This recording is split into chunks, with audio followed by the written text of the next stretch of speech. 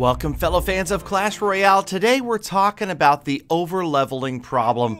And, well, okay, in these battles, maybe it's not that big of a problem, but what we're starting to see is a lot of these level 10 players who have gone to great lengths. And let me tell you, think about how many thousands of cards it's going to take to do this as a level 10 player, to focus on just one specific card, one common, and level it up all the way to level 13. So in this first battle, Luis from FA Diamond is facing Fabio Clash, who has remained at level 10, but leveled up his Zap spell all the way to level 13. Now, obviously, something like that, it kind of makes sense because you want to be able to one-shot your opponent's goblins, the goblin barrel, that sort of thing, and it does help out.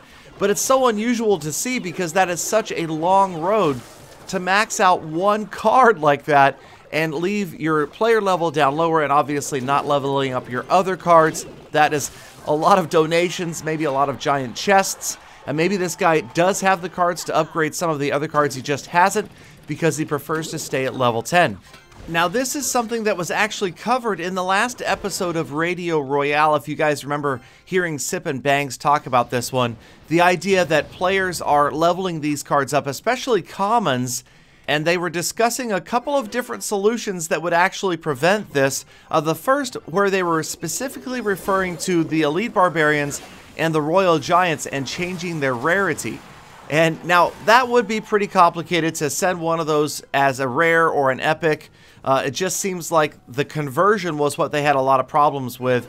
And would that really solve the problem or just make things more complicated? So it sounds like they really scratched that idea, and that's not going to happen. You probably won't see any changes of rarity in any other cards in the game, including any others besides the Royal Giant and Elite Barbarians. The other idea they toyed with was the idea of capping cards, meaning if you're level 10, you will not be able to level your commons past level 10. You won't be able to have any of these over-leveled cards. But then again, I kind of think it's an interesting twist to the game. It is annoying sometimes when you face a player that has one or two cards that are way over-leveled, but the game already has this into the checks and balances by giving you experience when you level up cards. The idea is to prevent players from being able to do this too severely.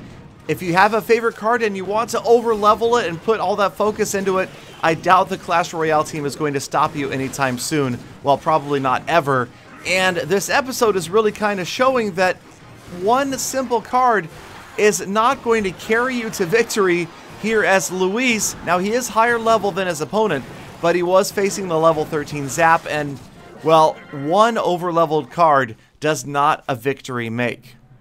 Now we'll move on to another replay, and this one is another player with an over-leveled card.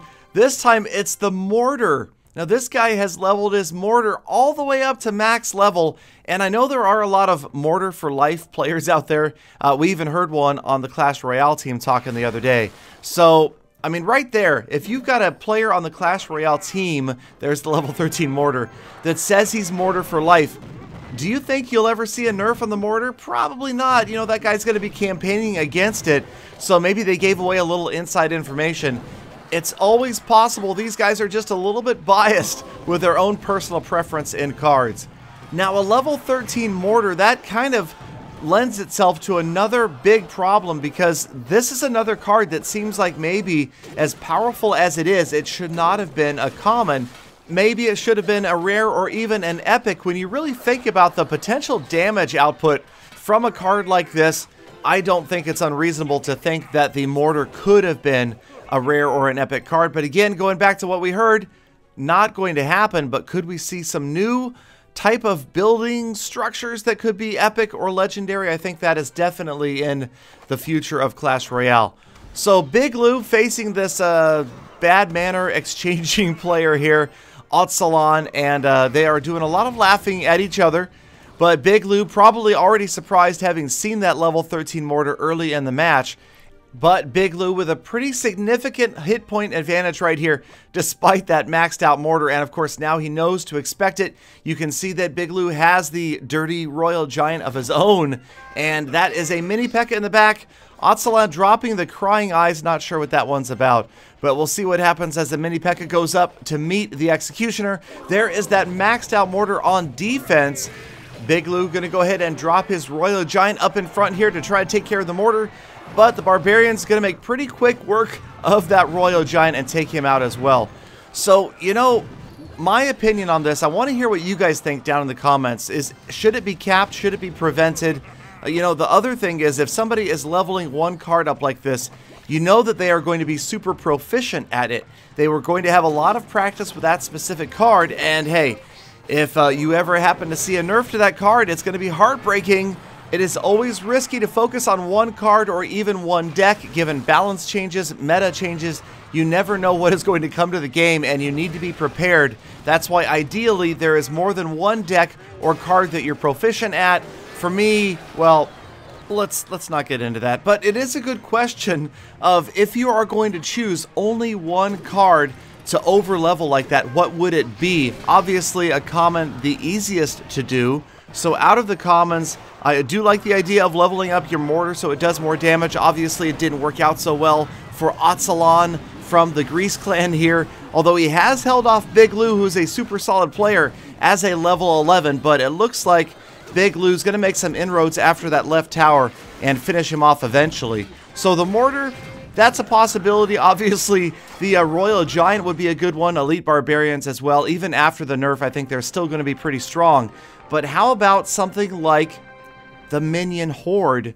And that is just what we are going to see out of this battle. Yakeen from FA Jasper, who this time is facing a same level player. So now you've got two level 10s, and quickly Yakeen is going to discover the maxed out Minion Horde. I kind of like the idea of leveling up a card like Zap or the Minion Horde over something like the Elite Barbarians, the Royal Giant, or even the mortar, simply because it's more versatile. It's something you're going to be able to use in a multitude of decks, and I really like that idea. It gives you the flexibility to use it even if a certain card is nerfed that you might be using in combination with that card. I feel like the Minion Horde is a very flexible card, and obviously Zap, pretty much the #1 used card throughout the game for a long time now. So if you're going to overlevel a card like that, I definitely agree with Zap or the Minion Horde or something similar. I think that an anchor card, a card that is really going to have a deck built around it, like Elite Barbarians, Royal Giant, Mortar, probably not as good of an idea, simply because of the nerf problem that we talked about. So Yakeen going after Matan the King, and the P.E.K.K.A going after the Miner, and Matan dropping the thanks as the P.E.K.K.A turns around and just wipes out that Miner. But in comes the Inferno Tower. Good counter, though. In behind the P.E.K.K.A is that Electro Wizard. Now you've got a couple of sisters here. P.E.K.K.A, mini P.E.K.K.A moving in, and that could be dangerous. But the full-size P.E.K.K.A gone. The mini P.E.K.K.A handled by the towers, and only the Wizard gets to the tower and does any damage at all. And Matan the King with a thumbs up, and then the Raging King. Maybe he's feeling a little conflicted right there. But anyway, here comes Yakeen's Hog Rider, and watch these level 13 minions just annihilate the Hog. It still does get a shot in and gives Yakeen even a little bit more of a lead. And you would figure that this level 10's got a level 2 Legendary Inferno Dragon as well. Not going to get there to get much damage on that tower at all. And Yakeen with a pretty good advantage going into double Elixir. This is a pretty unusual deck from his opponent, though. So 2 P.E.K.K.A s and the Bomb Tower, which, well, oops, just a bit out of range of the Miner there. Didn't do any good. And then, of course, the overleveled Minion Horde. You got the Zap spell as well. Guess he's just trying to control those minions that are moving off on the left. Down goes the Inferno Tower. And again, you guys, I want to know what you think down below in the comments as far as what is the best card. If you're going to overlevel one card, what should it be? Personally, I kind of like Zap for the potential to one-shot things like minions if you're much higher level, or at least one-shotting opponents' Goblin Barrel Goblins, because that is a pretty popular card. And I also feel like Zap is pretty much always going to be around. But maybe there's another card that you think would do better as far as being overleveled. Right here, that level 2 Inferno Dragon got some damage on the left tower, but Yakin doing a great job of just chipping away at the right tower.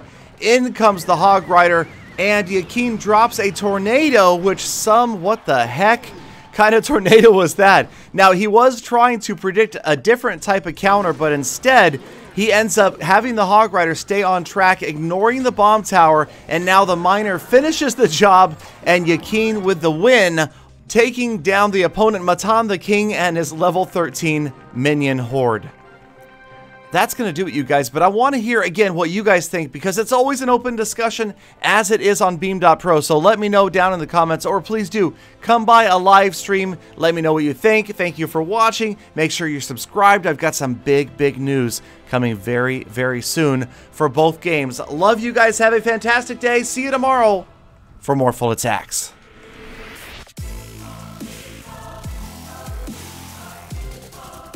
To this issue one way or the other, or